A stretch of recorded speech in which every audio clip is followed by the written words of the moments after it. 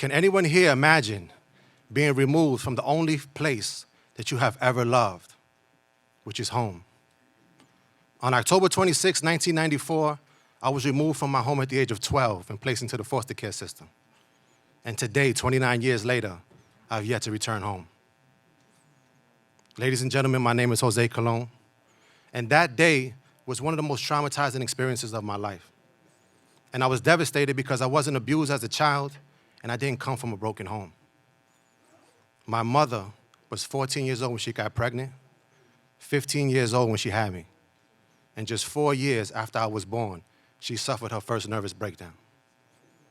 Ultimately, due to that mental deterioration, this allowed the Agency of Children's Services, ACS, to step in.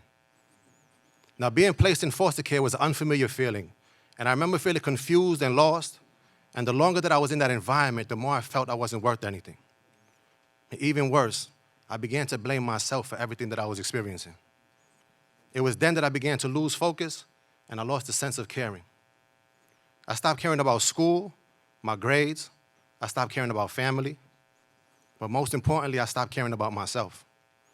I was only able to focus on one thing, and that was the opportunity and the chance to return home. Now, I want you to understand what I mean when I say home, because home to me has never been a place. Home was never an address or an apartment number. To me, home has always been a state of mind. The feeling of being loved that only my family can provide. Now, today, I want to talk about foster care and the impact that it has on the children it serves. Now, I've watched too many children lose touch with their humanity as they try and navigate this system that is designed to help, but somehow continues to fail them. And when I ask myself, how is this possible? It's because when being impacted by foster care, it's not easy when you're left feeling unloved, unwanted, and unworthy. Now, of course, a child should be removed to foster care, but only in circumstances where the child's safety is in jeopardy. But when that is necessary, then removing a child from home and placing them in a safer, secure environment where they are fed, clothed, and provided health care and education, hands down, that's a win-win solution. But we need to do more. We need to provide that child with support and services that gives them the reassurance that they are loved and valued as well. Because over the long term, the margin between foster care children and their peers, the numbers are striking. Annually, more than 250,000 children and adolescents will enter our foster care system nationwide. Yet 1 out of every 4 of those kids will go to jail within 2 years of leaving that system. Think about that. Think about the sociological impact of removing that child from their home, from their family, which is a primary unit of socialization. This can have catastrophic consequences and results. And ladies and gentlemen, I am one of those consequences. Now, Maya Angelou once said, you may not control all the events that happen to you, but you can decide not to be reduced by them.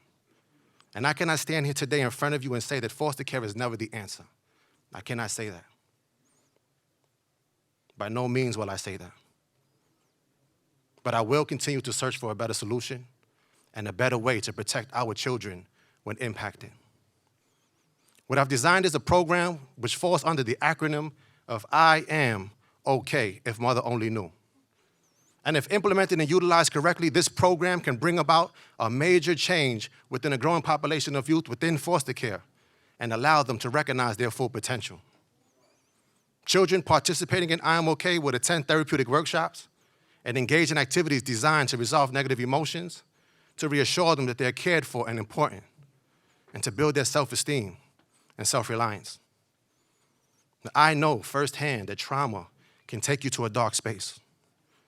So I want to provide children an outlet to express their concerns and adversities that occur before, during, and after a traumatic event. I want to replace their old habits of video games and solitude with new ones that are simple, like peer dialogue, while implementing the safeguards that would allow them the time and opportunity to explore trauma while also healing from those experiences. I Am Okay will not solve all the problems of foster care.